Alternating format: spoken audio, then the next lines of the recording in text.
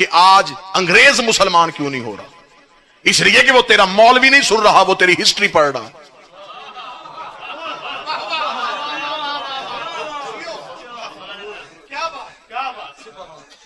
उनका दिल चाहता है मुसलमान होने को,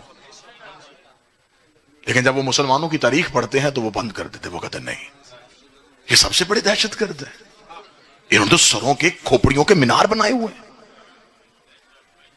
मुझसे एक अंग्रेज ने बहस करते हुए कहा था, उसने कहा मेरा मुसलमान होने को जी चाहता है, लेकिन नफरत होती है जो अपने ही नबी का बेटा कत्ल कर दे।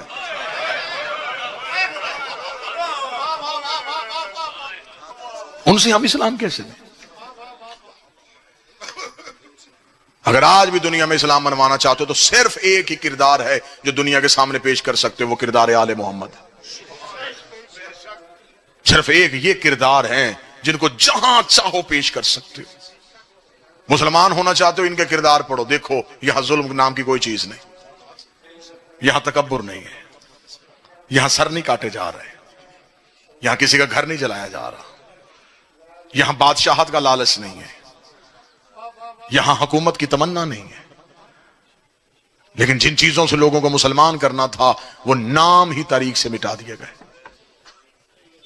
आज भी जाके पढ़ लो, नौजवान बैठे हो, नेट पे जाके सर्च करो, मुसलमानों की जो हिस्ट्री है वो मुसलमानों ने कहां से ली है? रोमन अंपायर से ली है।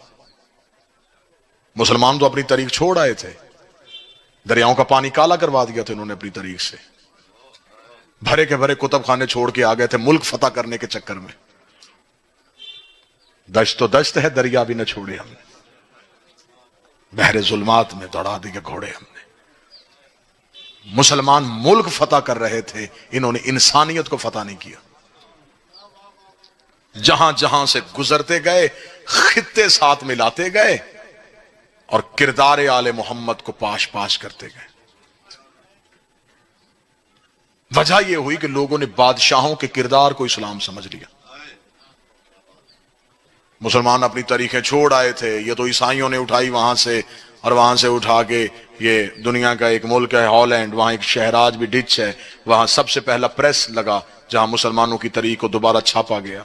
ईसाइयों ने पूछा इस मुसलमानों की तारीख तुम क्यों छाप रहे हो? उन्होंने कहा भाई ये मुल्क फतह कर रहे हैं, एक वक्त आएगा इन्हें इसकी जरूरत पड़ेगी, फिर हम सोने में तोल के देंगे।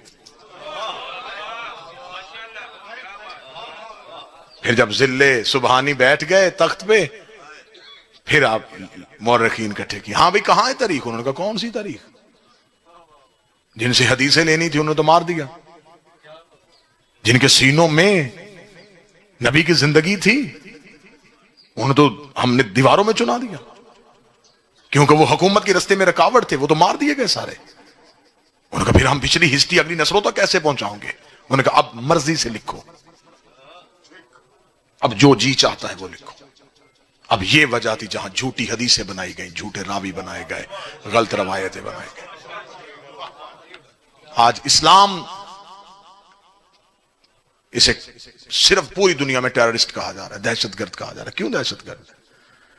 जहां से पहली दफा पानी निकलना जी चश्मा पूठे, तो आप वहां से जाके अगर पानी लेंगे ना किसी प्याले में, तो वो पानी बड़ा साफ और शफाफ होगा कि वो पहली बार सीने जमीन से निकला है। लेकिन जो ही वो पानी चश्मों की सूरत में नदियों में आता है, नदियां नालों में जाती हैं, ये दरियाओं में, फिर ये जहां जहां से पानी गुजरता है उस जमीन की रंगत, जंगलों के पत्ते, इलाके की गंदगी शामिल करता करता जब अब पानी पहुंचा, तो अब जब हमने लिया तो अब हमें डॉक्टरों ने कहा इसे छान के पीना, इसे पहले उबाल लेना। क्यों? ये पानी तो वही नहीं है जिसमें सेहत थी। मगर कसूर पानी का नहीं, रस्तों ने पानी का असर बदल दिया।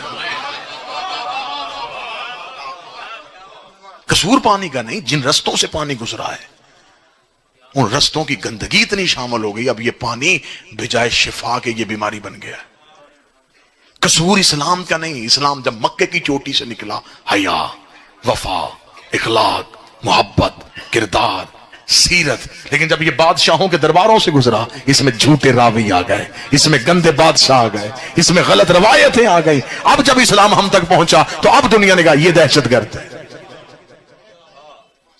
कसूर इस्लाम का नहीं, रस्तों ने इस्लाम का असर बदल दिया। हमारा सिर्फ इतना कसूर है, मर रहे हैं हम 1400 साल से, सिर्फ यही कसूर है, हमने बादशाहों से इस्लाम नहीं लिया, हमने जिंदानों से इस्लाम लिया। हमने नेजों से नौ इस्लाम लिया है, हमने कटे हुए सरों से कुरान सुना है।